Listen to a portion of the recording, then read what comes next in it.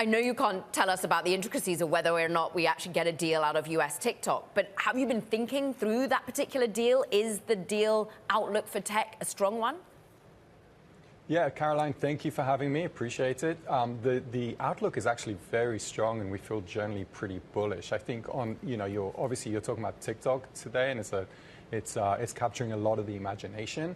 But when we think about this deal, obviously we can't talk about it specifically. But if you think about any large transaction, obviously it gets very complex. And this is the kind of stuff that generally tends to move the market and tends to show that other M&A is possible and really can help ignite the market if it was to happen. But I do think that if we were to go through this, when we talk to our clients about complicated and complex carve-outs, typically we talk about months and quarters in terms of timelines to getting it done, not days or weeks. And so, to the extent that some of that work has been going on, that's fantastic.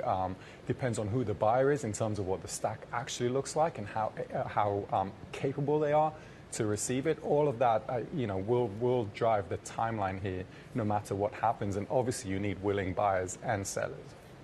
Ultimately, this is a geopolitical discussion that drives the potential sale of TikTok. How much is geopolitics going to play into M&A, into carve-outs, as perhaps relationships between the US and China become ever more tense? Yeah, that's a great question, Caroline. It's impossible to underestimate the impact that it already has had and the chilling effect it has had, particularly when you think about big tech, particularly when you think about the semiconductor space. I think antitrust enforcement in the US, I think tariff wars or skirmishes or battles, however you define those, between the US and China and potentially the EU and other countries certainly adds complexity to that. So when you think about big tech and semiconductors and social media getting caught in that crosshair, it really has a big chilling effect on M&A more broadly. Now, if you think about the market more broadly than that, 90-something% of the market isn't really involved in that. Yeah. Doesn't get caught up in that. So it's only the US antitrust enforcement which will matter to them. And if that kind of eases off under an incoming Trump administration, I think that's generally a nice tailwind for M&A going into 2025. And you said, of course, there need to be willing sellers and willing buyers. What's interesting as we're talking with Frank McCourt is he's got other in his combined consolidation of people coming forward to want to buy it, private equity, family offices. For you, who are the willing buyers? Is PE a big player here?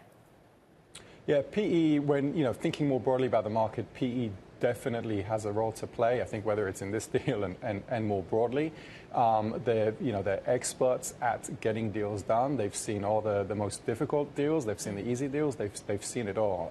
They add balance sheet. They add availability of capital. So they are fantastic owners to be part of any kind of bid, particularly as it gets very complex. And I think the industry has a lot of experience in looking at carve-outs.